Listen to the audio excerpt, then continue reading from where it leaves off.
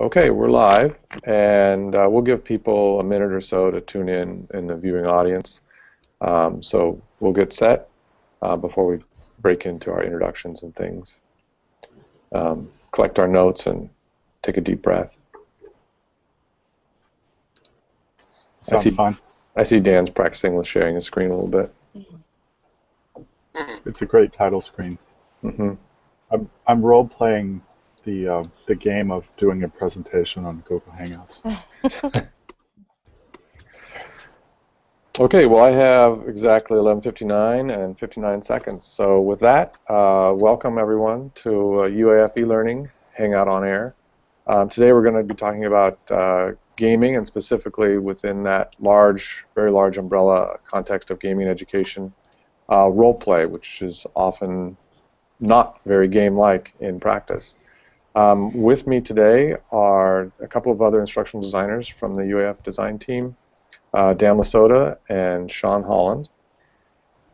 And in addition, we're very, very thankful to have with us Dr. Heather Dahl from the UAF counseling program and Dr. Peter Westley from the School of Fish. So thanks to you both very much for being here. So Dan prepared a few words of introduction and framing for this topic, and I thought I'd pass it off to Dan here to get us started. Thanks, Owen.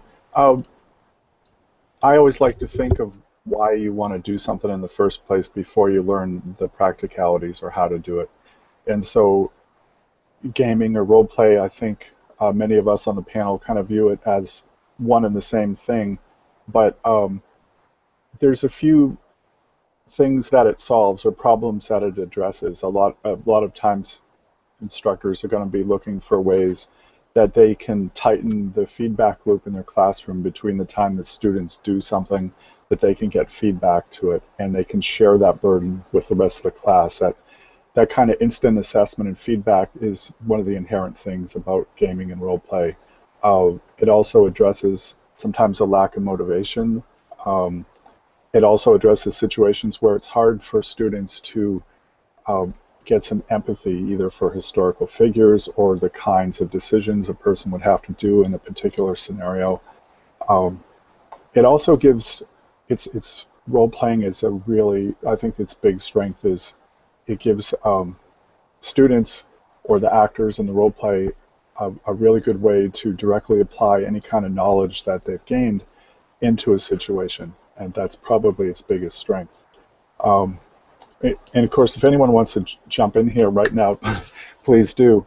But I think sometimes people think role play and they're thinking of nerds with dice around a table, but I think it's a large role play is actually quite a bit larger than that. Well, maybe it's a good time to jump into the examples of our instructors here and our own examples of how we've experienced it in a classroom context or applied it in a classroom context. How does that sound?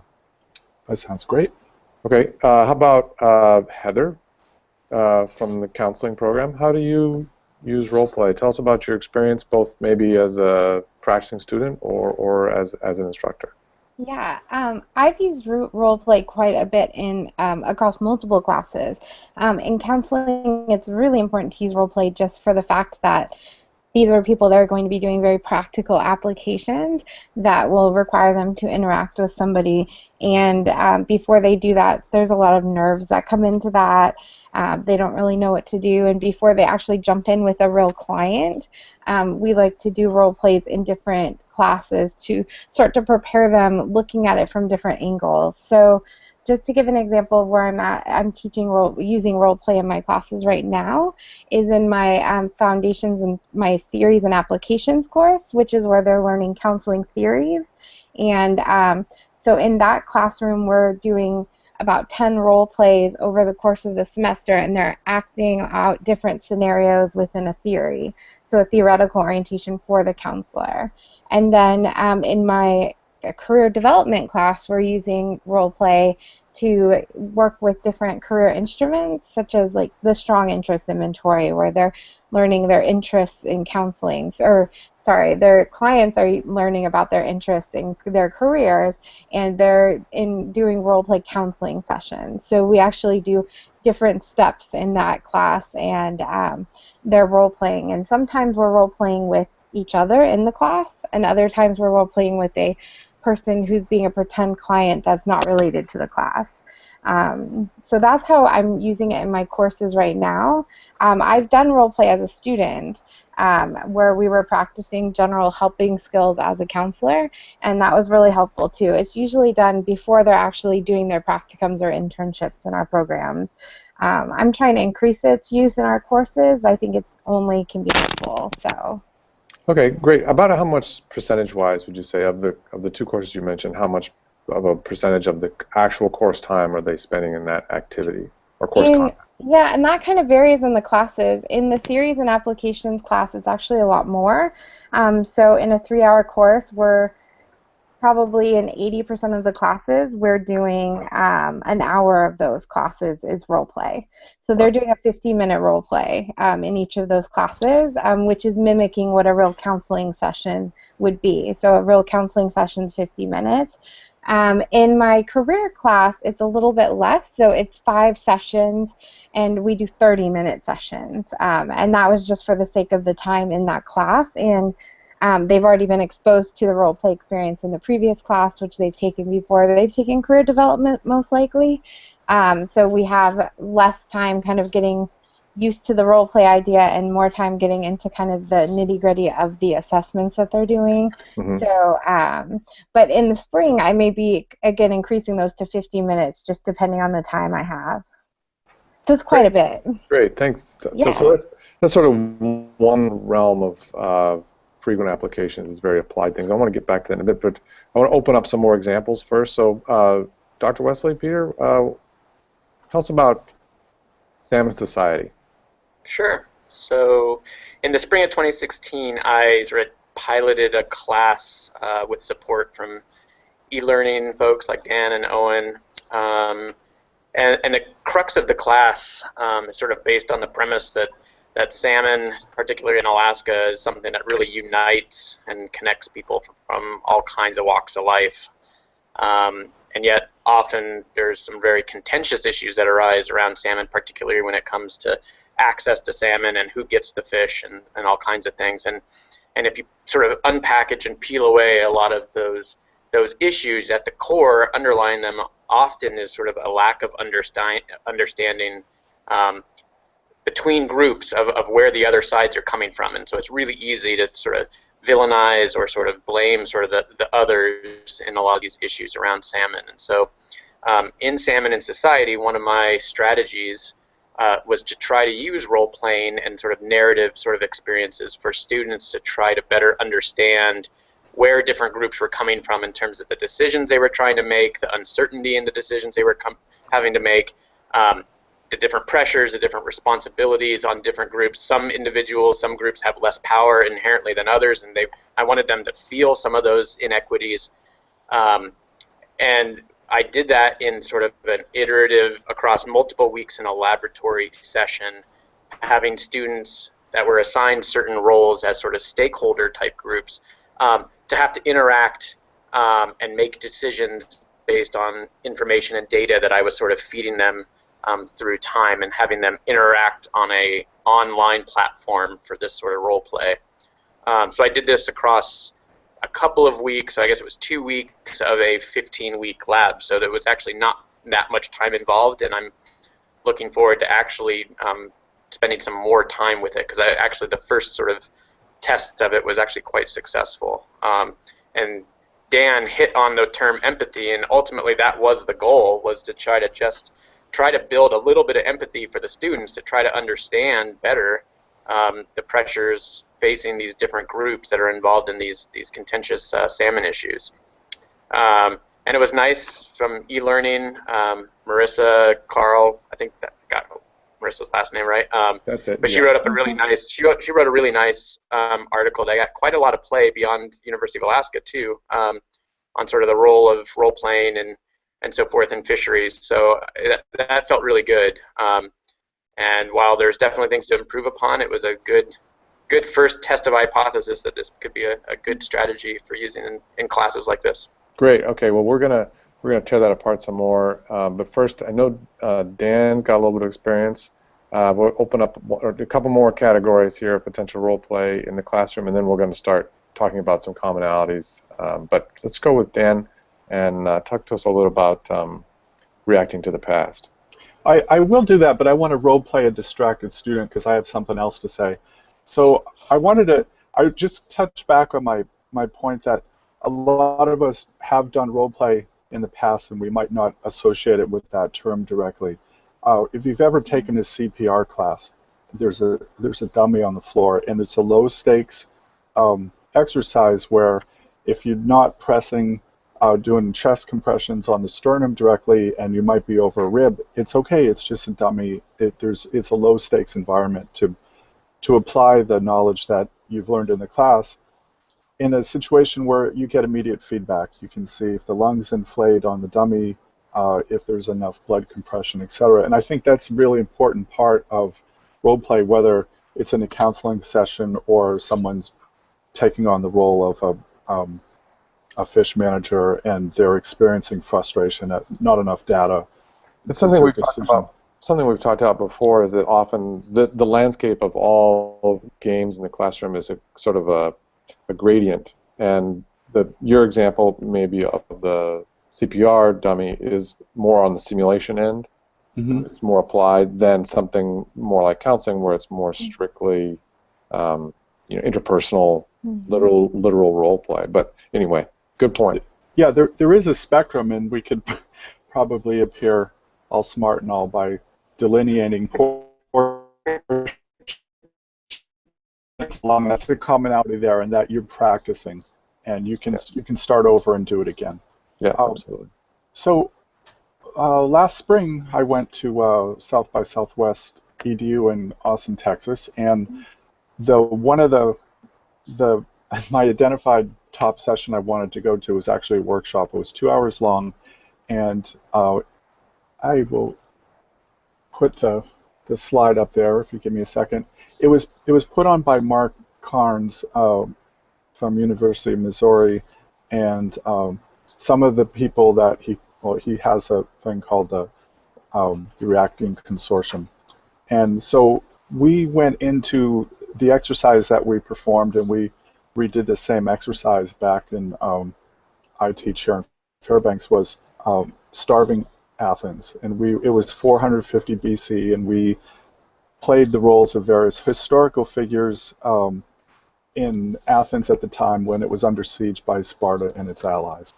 And in the workshop, I'm sure everyone's been to conferences, and it usually is very passive. You sit in the audience in uncomfortable chairs, and you worry about whether you have to recycle the coffee in your body, or you're going to last out the session. But this thing was very active, and we went into this session, we immediately picked up these roles of these historical figures, and we just started acting upon them. We each had a particular motivation. Some of them was not to starve, others was to come into the city, etc. And so it was a real good practice at role-playing itself, but in that particular session, I'm sure many of the participants there were able to see beyond the bounds of that particular and I think we could pick on Sean here for a second, because we did the same activity in Fairbanks here last spring, and we took a bunch of faculty who didn't really know each other very much, and we put them in these roles. Some of them were uncomfortable roles, things that, we don't have too many military generals in Fairbanks on the faculty teaching right now, but some of the people had to do that. And I wonder, Sean, if you could just comment on, because you were in charge of the Sparta Camp, and maybe some of the observations there that you had from the faculty at hand. Sure. So we did this twice, once in March and once in May, and the differences between people who really took on the role incredibly and the people who were kind of hesitant to do so were pretty interesting. I think at the most there were about 7 8 people who had been who were in the Sparta camp, and they were being asked to decide the fate of Athens. And you had some people who their goal was to, have no mercy, and others who were trying to spare the city and subjugate them. But what I think that happened in that camp is it forced people to, just like in those who remained in Athens, to think about. First off, it was overwhelming. Like, you almost needed. We did it, I think, in maybe half the time that normally was allowed. Is that right, Dan? Yeah, and so some people, they were just like bewildered. Like, they just wanted to read and reread their the goals that they had been given. But there were enough people in that group who were like, you know what? Okay, I can basically BS my way from these 2 or 3 items and still articulate and kind of speak extemporaneously from this position. It's like, okay, I know I need to do these 3 things. I can build on that. And I mean, that's that's kind of what we do in our own lives. So it was neat to see them in these positions of stress, but also kind of come along as they saw that other people were somehow finding the confidence to just dive in. So I think it was successful because you had at least 1 or 2 people in that group who were they were just willing to take charge, and they really. So you don't need to have total buy-in, I think, from everyone for everyone to have a good experience. That was a bit of a crash course. So I've got one more example of role play, and then I think we should start tearing these things apart and seeing if we're not just all fooling ourselves that these activities are worth anything in the classroom.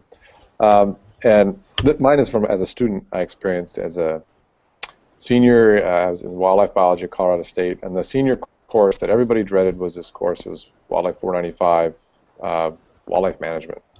And they took students from the entire curriculum program, and they put you on a management team where you played the role of your major. So I was a wildlife biologist. So I was a wildlife biologist on this team. There was a forestry manager, a recreation manager, and a landscape architect. And the goal for everybody in the class was to write, over the course of the semester, a management plan for an actual state forest. And at the end of the term, the actual state forest managers were going to come in and watch our presentations, and whichever team won, that management plan would be adopted for the state forest. In addition, only the winning team would get A's, and everybody else would get something less, because that's real life, right? So the entire framework of the course was to say, you're in this very applied degree program, it's a wildlife management program. You need to have applied experience. So no better way to do that than to put you directly in the role of a manager. And it was a dreaded course. It was hard. It was stressful. The real stakes, fairly high stakes. But at the same time, it wasn't as high stakes as if we were actually working for a consultant operation where we're trying to make our own dollars, earn our keep, so to speak. And I've talked with Chris Racina here on campus, who's an instructor for the School of Management, and she's talked about similar types of role play activities in the human resources realm, where there's these kind of high stakes activities that you really need students to practice before they go out in the working world, and you can kind of fake them in the classroom a little bit to give students that experience. But so that's sort of a few, 4 or 5 different frameworks. Sean, did you have a separate framework to set on that, or should we jump into some questions? For a role-playing framework? Yeah. Well, actually, I was thinking, as Heather and Peter talked about, maybe I'm sure someone has created this, but there seems to be kind of a continuum of levels of realism and levels of immersion in different kinds of role play. I mean, in counseling and in my background of language education, they're very real situations. Like, you are talking to a person at a restaurant. You need to order a sandwich. No, good point. Okay, go. Whereas with the Athens experience, and maybe even the Fisheries somewhat, but not quite as much, you're really extending your imagination and your your experience to something. You're never going to experience that, and that's kind of the point of the role play, is you're creating something that we just can't. You may never ever actually experience. So I think there's an important difference there to think about. So now that you said that, I'm going to ask the question: Why is it worth it? Peter? Why don't you just have folks read their textbook about? There's lots of articles they can read about the troubles of a manager, or the perspectives of a commercial fisherman, or there's plenty of things. And same with counseling. I mean, certainly there are lots of written texts on how to deal with clients and how to negotiate those difficult circumstances. And in the history example, the same thing. Why do you need to be Spartacus or Achilles or whatever? Why can't you just simply read about them? Well, let me jump in ahead of Peter there. In borrowing right from the text of Minds on Fire, and also from my own experience, what is the important thing if you're trying to reenact something that did happen? What are you actually trying to learn? The actual specific names or the dates of events? I would say that there's something more important, a deeper bit of knowledge, as rather than learning the spelling of someone's name or their exact birth date. I want to know what their motivations were. So in a social environment where I can see what someone's motivations are, I can act out what the implications of being fed to the lions is, or being on the losing end of a military campaign. That's something that you can't get just by reading a textbook. And it's not the same as being on a battlefield, but you're much more empathetic to the reactions and so forth there. And those kind of experiences you will remember 30 years later, as the specific names and dates, they're gone 2 weeks later. I mean, that's just not something that human minds are capable of doing. We just don't retain that stuff. But we do retain knowledge that's joined with emotion, because it's tied together. It's a stronger memory. Okay, there's a pass at that, an answer. Anybody else? Well, I mean, I'll fall back on the cliche but true that very much deep learning comes through doing. That you learn more by the actions and actually of doing these things in a way that you don't get by textbooks, even though I don't use textbooks, or you don't get from a lecture, even if the person lecturing is knowledgeable. So you get it by actually experiencing these things with hands-on opportunities.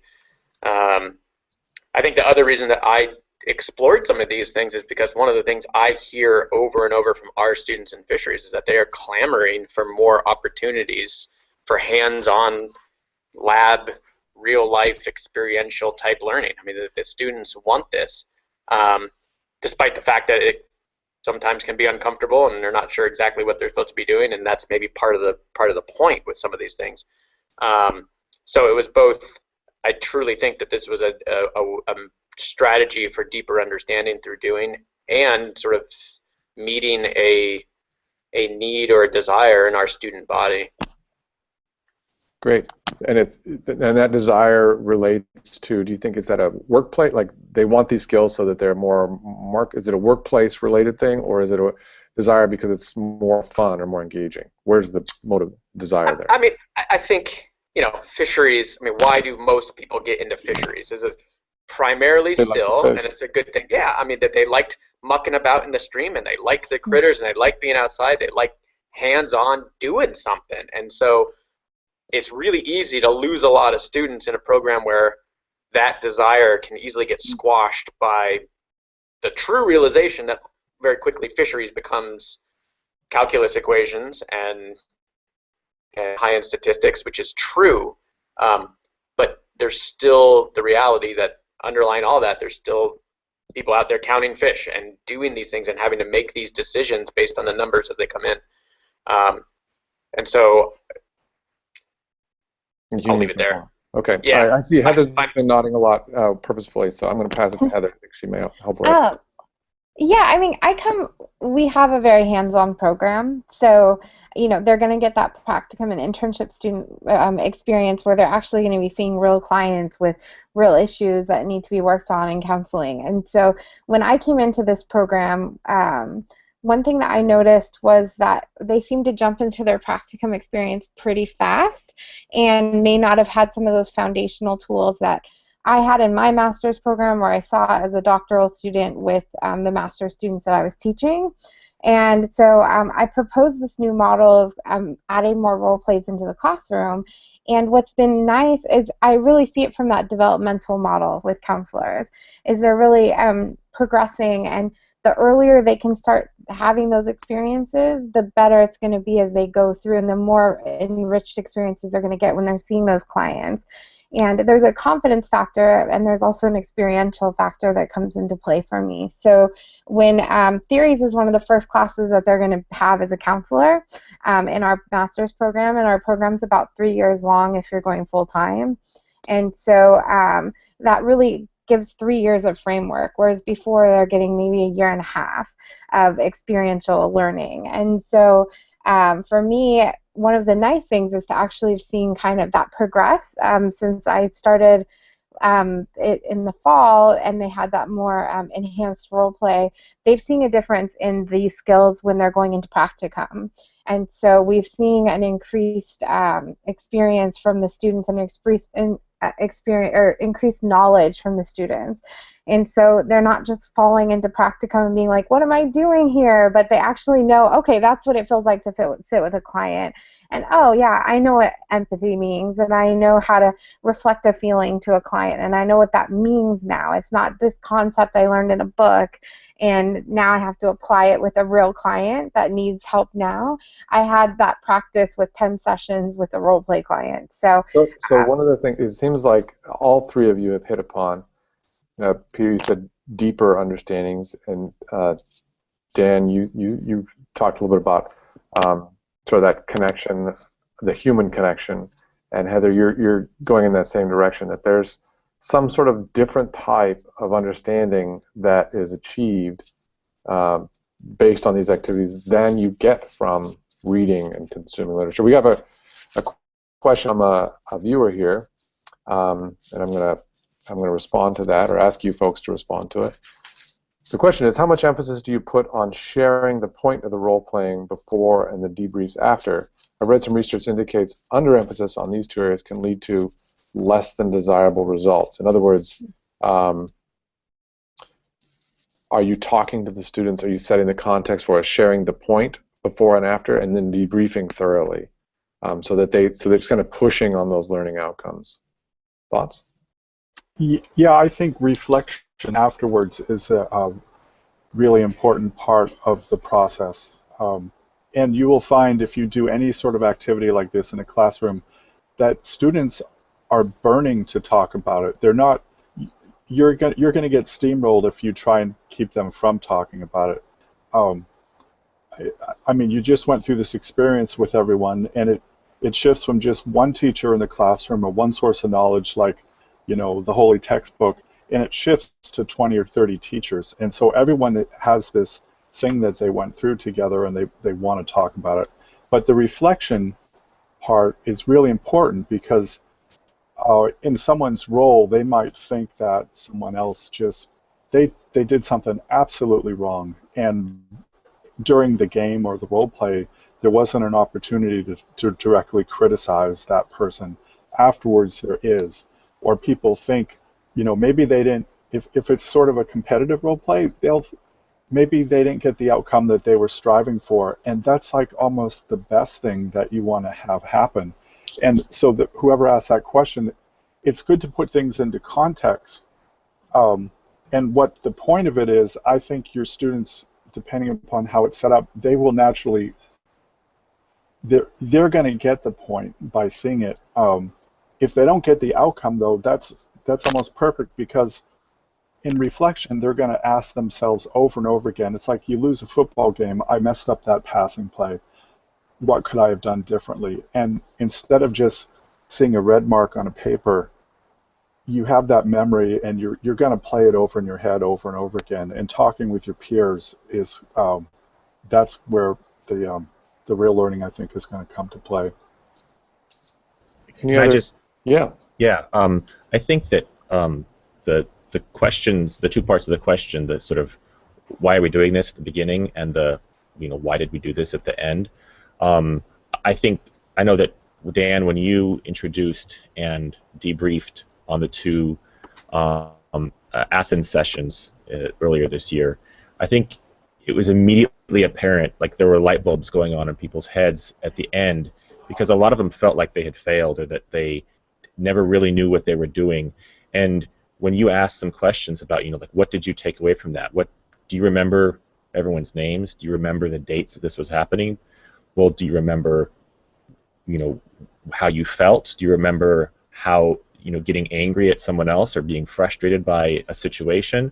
And I think that if you hadn't done that, people might have gone home thinking, well, that was a waste of an hour and 90 minutes. But just asking those questions and just making people focus on what might have been valuable about that is probably, it's extremely important, I think. So Heather, how do you handle this, setting the context before and after a role-playing activity? Yeah, I'm really transparent with my students, so I never want them to go in thinking, wait, why are we doing this role play again? So we actually talk a lot about that in those opening classes, but what I do that maybe a little bit different than what I'm hearing other people is we record the sessions and then we have activities surrounding the recordings of the session. So they do a session analysis where they're looking at how they did the role play. They're looking at skills that they did in the role play. Did they reflect a feeling? Did they, use an empathic response? Did they reduce their question asking? So things that are very counseling related.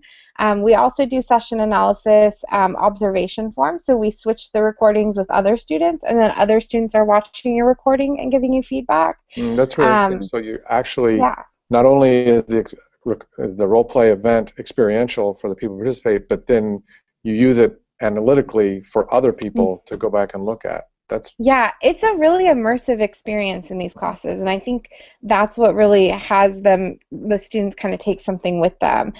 So I really, because, it's the classic classroom experience, if you don't kind of debrief after what are they really taking with them, I kind of, blow that up in these classes with these role plays, and the role plays really become like an essential piece of the class. And so I guarantee the students at the end of the course aren't thinking, well, why did we do that again? Like, they knew exactly why.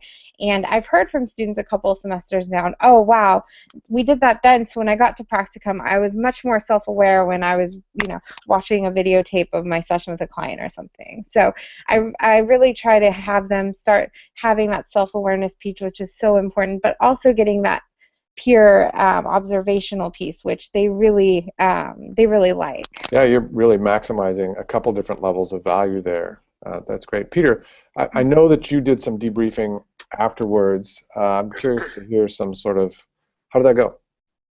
Yeah, so before I forget, though, I want to also say that one of the other values for what we were doing, sort of what Heather was saying, that this was, I think, and can be designed more to sort of feed into the practical experience that our students are going to get in internships. So it's a requirement in our program that students will go work for Alaska Department of Fish and Game or Fish and Wildlife Service, or you get hands-on internship experience. And so having this role play early on, I would hope would sort of make them a little bit more aware of, as they go into those real-life roles, they might be counting fish, but they're also going to be interacting with the subsistence users, going to be interacting with sport fishermen that come past the weir. And so I hope that it will add some of that more understanding before they go out into the real world. So that was a good point and another value to what we're doing here. That comes back to those deeper understandings, empathy, awareness, the sort of the human side of things, that you just, they're simply almost not academically available via standard readings, that you really need to experience them.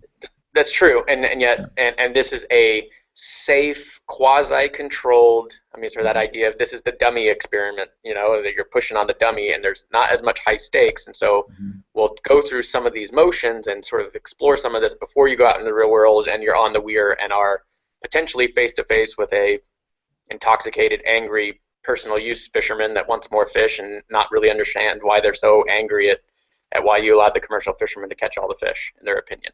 Right. And so that's the goal. I mean, because those are very much real life issues, and if you had no understanding why they'd be so mad, it would just come across as craziness. So anyway, so that was a good point, and I think it connects more into the why are we doing this. It's definitely more than academic. What was the other question? Oh, the debriefing. Debriefing. Yeah. The value of it and. So what I did was we essentially played over the course of a week a sort of iterative daily step sort of process where they were in their roles, making decisions, interacting, and then on a Friday lab session when we were all together, we stepped out of our roles and talked about essentially the experience. I think I will in the future have them actually formally write something more. So I had them sort of do a short paragraph, but it wasn't enough structure. So I think in the future I want them to do a more substantial sort of writing reflection piece. And then we had that to sort of fake discussion. When you say I want them in the future to do a more substantive writing reflection piece, yeah, you're hoping to extract what outcome? Why are you changing that? Because you've made a design change there, and I'm just saying what you're thinking. That I didn't get what I wanted. I want something more. And what is that more you're wanting? I think that many of the students in the discussions, there was more going on in their heads than what was reflected in the piece that they wrote, and so I felt like there was just that they needed to have more instruction guidance on what was the expectation for a reflection piece to push them to have the right incentives, through points and that kind of stuff. There's got to be the structure there to provide the incentive for them to do that, and it needed to be a little bit more robust, in my opinion. So I'm going to formalize that. Gets to our viewers' question of you building these, setting the context, and then making sure they arrive at your outcomes with a little bit of a more structured debrief, so that they're not only just experiencing this thing, you're really kind of hand-holding them through it to make sure they get to where you want them to get to.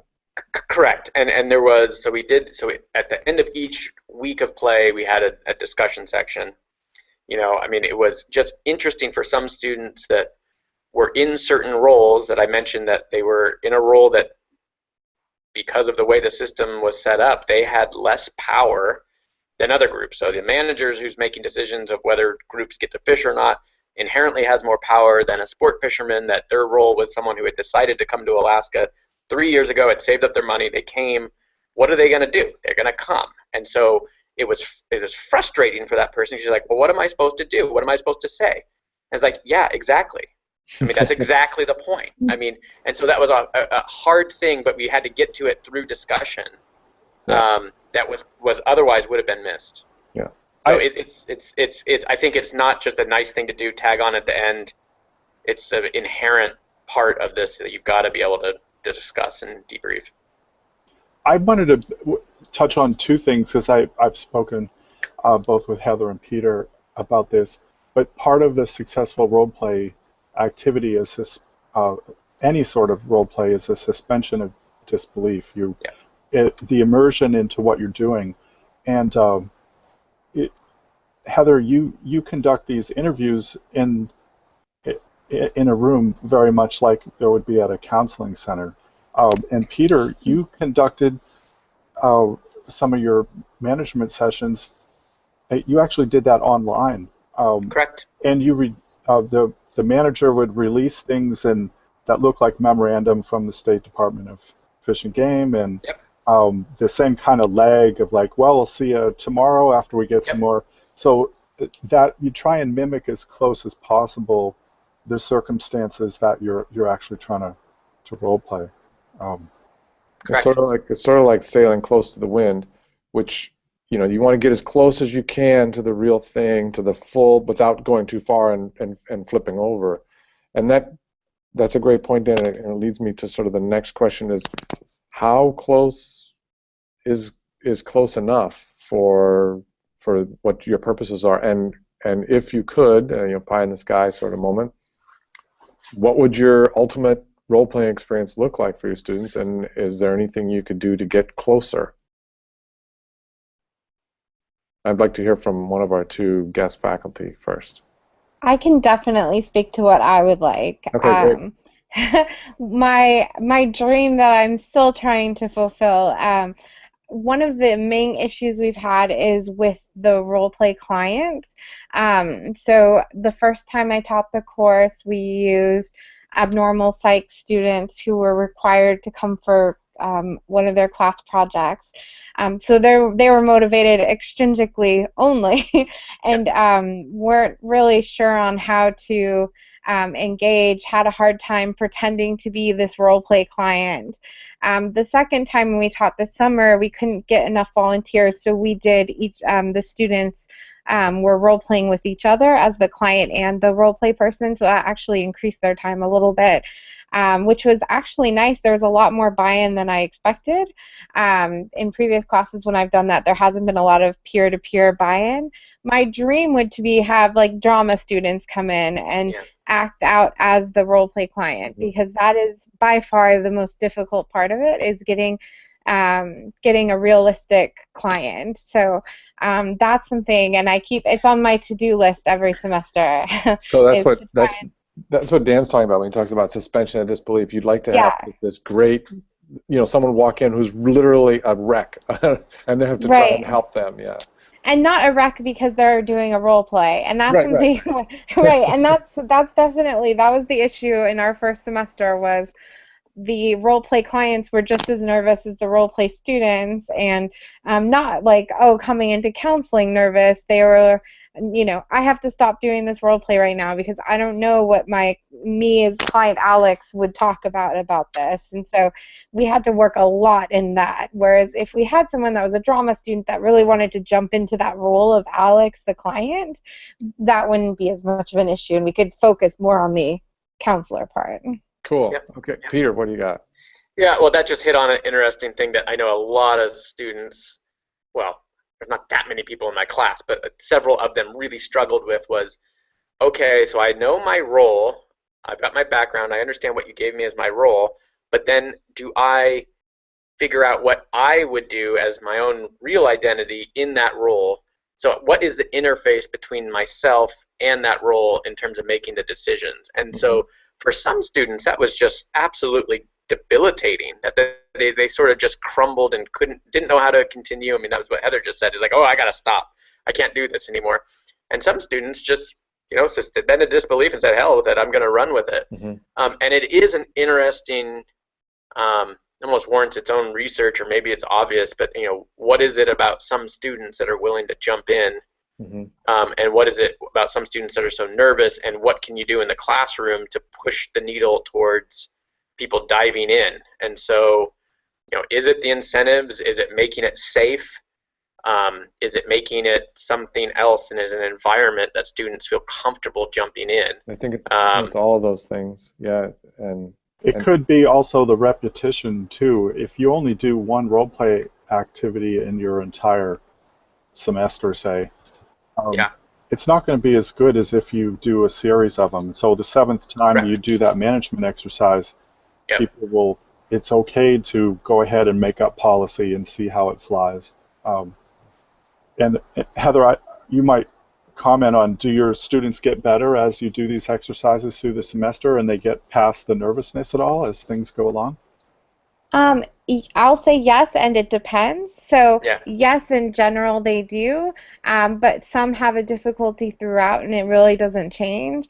And for me, especially in the theories class more so than in the career counseling class, when they're having to implement a new theoretical orientation each week, so psychoanalysis one week and then existential therapy the next week, they may feel more comfortable with one of these more than the other, so they may be able to jump into that role a little easier. So for some students, it was a roller coaster. That one week they'd be like, okay, now I'm feeling okay with this material. I can do this therapy. And the next week that was the hardest 50 minutes of my life. I can't believe I just sat through this. So for me, it's very content oriented, and there's only so much I can kind of help with that student if they're not feeling comfortable with the therapy. It's kind of part of this is learning which therapy kind of works for you and which doesn't. So that is kind of part of the learning experience of these role plays. So yes and no, I guess, would be my answer to that. Great. Well, I think, thinking through this and trying to think about, okay, how close can we get them to the real thing? There's some fascinating opportunities there, I think. Peter, if you were going to get your students closer. I think this first time was constrained too much by time. I think it was too rushed. I think it was maybe not quite as bad as the Starving Athens experience, which clearly selected for people that I participated in that. I mean, as sort of a guest, I was talking about Salmon Society, but participated, and it totally selected for people that were rapid sort of information processors. I mean, you had to read quickly, jump in your role, and go, go, go. And so you have to be always mindful in your teaching of how your methods are potentially selecting for different types of learners. Right. And so ultimately, I think mine needs to get expanded out, and I would like to do at least another week iteration, spend more time, build more tension, make the narrative richer, just fill it out a little bit more. And I think it just ultimately was just a little too rushed and didn't dive in deep enough, in my opinion. And that's I got an example. So I know some of you on this panel have been down to UIA's flight control center, the one where they show students how to be air traffic controllers, and talk about using technology to do something real. You're in a room with like 8 or 9 screens, and you're looking out on these screens, and you're seeing virtual airplanes come flying in, and there's other students or instructors acting as the pilots, and they have controls, and what they do, if they turn right or left, that changes the image that you see on the screen. And whoever is practicing being the flight controller has the real time constraints of landing so many planes on a runway under weather conditions, and it's all in a controlled atmosphere. And that's great. I mean, talk about flying close to the wind. That's really close to the wind. It's almost the same exact thing. But except for without multi-million-dollar airplanes with hundreds of lives at stake in them. But it lends itself to the question, what is it you're trying to teach? What is the real thing that you're trying to get across? So if Peter's trying to get across the empathy that a manager has for different constituents and vice versa, or what kind of counseling technique do you apply to a given situation, that is the real thing right there. It doesn't matter if it's in a classroom with desks and chairs or a counseling suite. That's not important where it is. It matters what happens and what gets applied. So I always say, make it as close as possible to the real thing that you're trying to teach. Yeah, and as I think from an instructional design standpoint, that's one of the things we try and help faculty do is think, okay, well, if there's a barrier to suspension of disbelief, what can we do to help break that down? And actually, Heidi Olson, one of the other instructional design team members, weighed in with a suggestion, Heather, and that is you might be able to draw from past students to come in and participate in some of the roles that might be hard for students to take on. That would be equally as appropriate for probably the fisheries example too. You could even get potentially real fisheries folks out there to participate.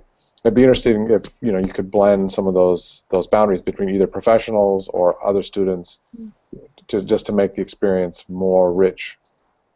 So we also have a question from our viewing audience, and the question has to do with the framework of the learners. Do any of you have experience in role-playing with groups of completely distributed learners? I wasn't clear, the viewer wasn't clear if any of the examples were composed of all online learners. And I say this, and I know the counseling examples are generally face-to-face, but I know that online counseling is becoming a real thing. And Peter, maybe let's start with Heather, and then maybe we'll talk, Peter, about if any of your learners were online.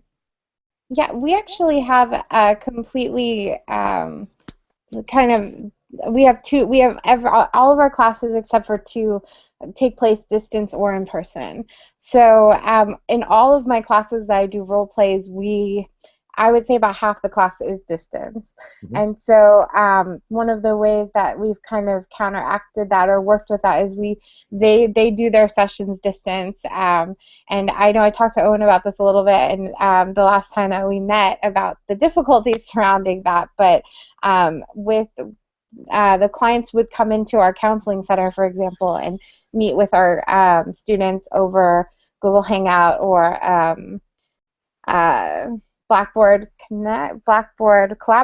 Yeah, there you go. Collaborate, yeah, and or YouTube, the Google Live format, and so that's definitely been a learning curve for us, but mainly it's on the technology side, not on the actual session side. I've actually seen really great client sessions over distance communications, and that's been really cool to see. So that's actually present in all of my classrooms, and we actually have to spend quite a bit of time talking about what does it look like, how awkward is it when you have someone, drawing as part of their counseling technique, and you have to ask them to hold it up to the screen, and how does that feel, and what would be different if you're doing that in person versus distance. And so we're constantly kind of having that discussion. Is there a difference in acquiring that suspension of disbelief via one mode or the other? Is one easier or better, or tell me a little bit about that.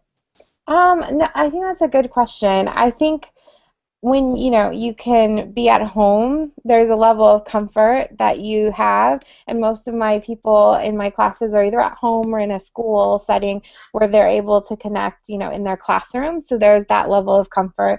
Whereas if you're walking into a counseling center for the first time and you're having to record it yourself in the classroom and you want to make sure that you're hitting the record button, there's those nerve-wracking things. But on the flip side, they're having their own issues, like, oh, is my connection going to be good? And will I be, will they be able to hear me and see me? And what happens if they can't get their computer to work? So I feel like they're kind of playing the same, same two sides of the same coin. Right. They both have a little bit of extraneous cognitive load there for the. Yeah, and so I know from students. I had a student in a class this summer who came in person, but she's done previous classes distance, and she said there is something that she was getting in person that may be a little bit different, but overall she's been really. She was really surprised at how much that really did prepare her. So yeah, there is a lot of distance counseling, and especially in Alaska, where this is an issue that we have, is getting providers to rural areas. It's something that a lot of our clients, a lot of our counselors may experience in their career. So it's definitely a good thing to have. Okay, super. And Peter, I'm curious to hear about your impressions, face-to-face, distance, either more back and forth trade-offs. Yeah, so like Heather, I mean, our department, every class I think I've ever taught has some students that are not in the classroom, but they are taking the class via our video conferencing connections, which our school invests in heavily. And the reality, though, is, I mean, it comes out in evaluations, it comes out in talking to the students, I mean, that there's an extra burden that gets put on the students that are not in the classroom. It's inevitable, and despite best efforts by the instructor to make sure that everything's going well, it's harder to take a class when you're not in the classroom with students that are there in person.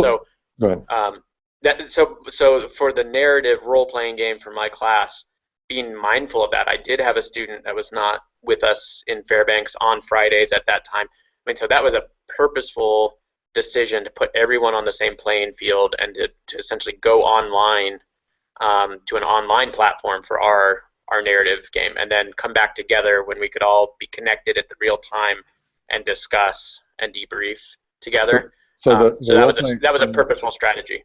Sorry, the role-playing experience was totally outside the classroom via, you use Slack, the tool Slack. Correct. For students to interact with. So that was an entirely sort of asynchronous, the term is asynchronous, for something that people could chime in on a Sunday night and did in some cases. And Dan, I think you had some comments regarding Minds on Fire, and the gentleman was asking his students whether they wanted to take his course again. I thought that was interesting. Yeah, Well, first, I really highly recommend that book, and maybe I'll put that slide up there. We have an extra copy at eLearning if folks want to stop by and take a look at it. But he, part of his self-criticism, the professor, after the first time he offered this in his class, Western Civilization, he asked the students, did you find the course valuable? Did you find the activities we went through, the role-playing activities in particular? And they all said yes. And then he asked them, would you recommend the class for other students? And they all said, no, it's too much work. We wanted to do it, we were motivated to do it, we don't ever do this because there's a lot easier ways to get your credits than this class. And they found themselves robbing time from other classes and their social lives to get this stuff because it was so addictive. That's the activities that they were doing. I think that's a commonality across many of the, to the extent that role play is a gaming mechanic, many of these sort of hyper engagement mechanics, they're very effective. And if you're looking for ways to engage students and bring their time budget a little bit more to bear on your course, this is a good way to do it, regardless of which sort of particular subject area you're in. Good point. Let's see. Sean, I haven't heard from you much lately. Can I throw the phone at you? I think those are all good points. I'm glad that there was a question about it's a constant question, face to face versus online, and yeah. I mean it's just there's some mechanical differences. Yeah.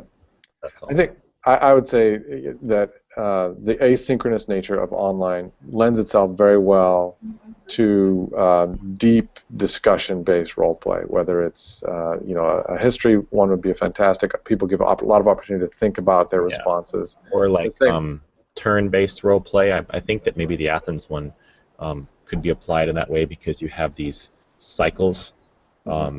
Every 2 months, Dan? I think something happens that could be done, I think, pretty easily in an asynchronous setting. It's definitely adaptable. In that Athens game, the hunger cycles were every month, and so there were 4 rounds of cullings or starvations in Athens at the time. But you definitely want to adapt it. I wonder, it'd probably be a good point maybe to talk about some... We've got 4 minutes left. Okay, so this is for thought. Some people are a little bit reluctant to take their class, to get off the podium, and essentially hand it over to students. If I'm not the instructor, the main source of information, and now there's 20 or 30 instructors in the class all doing this activity, one of the fears is, what if they do it wrong? What if they apply the wrong thing?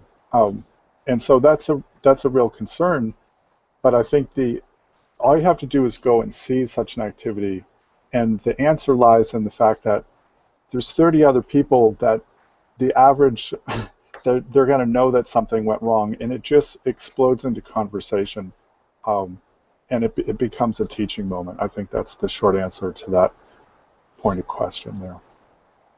Okay, awesome. We're talking about this a lot, role play and role play education. There's books on it that's quite popular, as Dan said. There's this whole movement, this reacting to the past movement. There are literally over 100 now different scenarios that's the Minds on Fire by the gentleman who started the program. You can Google reacting to the past and find their materials. As I said, there's about 100 different scenarios that you can choose from, covering lots of different potential circumstances. But really, I mean, we're just talking about make-believe, right? I mean, make-believe is something that kids do, they come up with on their own because it's fun, and they're certainly learning by doing it, whether they're playing a number of, I'd say play Doctor or Cowboys and Indians or whatever other inappropriate game you can think of. Kids love to play make-believe, and it's the same that people are basically doing into adulthood. It's like we need this very rigid academic license to get our mature students to play make-believe, to yield these same rich learning outcomes that people inherently try to drive for as kids learning on their own. Any rejection or acceptance of that notion? Well, I just chime in. I mean, the reality is that we all put on masks and take on roles when you come into the office or you walk into whatever you're doing. And so I would actually challenge the fact that, you know, taking on a very different role may not be what you do on a day-to-day life, but when students end up with a real job and they're in the office or as the manager, they're going to be interacting in a way that may not be completely 100% them. They're going to have a certain role to be playing. And so this is not as far from reality as they may think. And you said earlier, you said something about, you know, being aware of different students' learning styles, because role-playing may stress some students more than others. And I think, and for some of those students who it stresses more, that may be the best possible thing you can do for them, because real life is going to stress them more as well. It's okay to make your students uncomfortable. Yeah. And I'll add to the fact that I grew up not liking games. I don't like games. I mean, I talk about Dan all the time. When I took iTeach, there was a game that I despised and I hated it and it made me uncomfortable, and maybe that was the point. I mean, I don't like games, and so part of this is, I think, okay for the instructors also to be doing things that I know are in the best interest of my students. This is a technique that I know is important, and yet it doesn't come naturally to me either. And so it's uncomfortable, but I push myself to do it because I know it's in the best interest of the students. Yeah, I definitely echo that. I spend a lot of time with my counseling students talking about, oh, you have to participate in this group right now. Man, I really had a hard time with that when I was in my master's program. Exactly. And you know, but look at this. These are the things I learned from it. Or, you know, oh, these role plays are really important, but you're going to be really nervous, and you're going to kind of just have to sit in that nervousness, because eventually you're going to be sitting with a client who has real depression, and you're going to be just as nervous. But this time you're getting to kind of practice that nervousness, and kind of wielding that nervousness to be something valuable is something that I really work with my students on. So definitely. Okay, well, thank you very much for those comments, Heather. And I think our time is up. I hate to cut it off, but literally I could talk about this topic a lot. Thank you to our viewership for joining us, and thank you very much to Heather Dahl for joining us today, and Dr. Peter Westley. Thank you. I just wanted to point out to folks that we have coming up next week on August 10th, we're going to be talking about badging. And Dan's going to be your host for that session. And we have one comment from a viewer coming in late here about the book Minds on Fire. The book is on my desk, loving it. I especially like where students are staying in touch semesters or years later. That's from one of our design team members, Janine. Cool. Came with that comment. So thanks everyone for coming very much. Thank you for tuning in, and we'll continue the conversation. One of the closing remark is we've been talking about here on campus is putting together a gaming or role play interested group, sort of these high-end engagement activities, teaching or lunchtime discussion group here on campus in the fall. So we'll be reconnecting with you then, if not before. Okay. Very good. Thanks, Pleasure. folks. Thanks, everyone. Okay.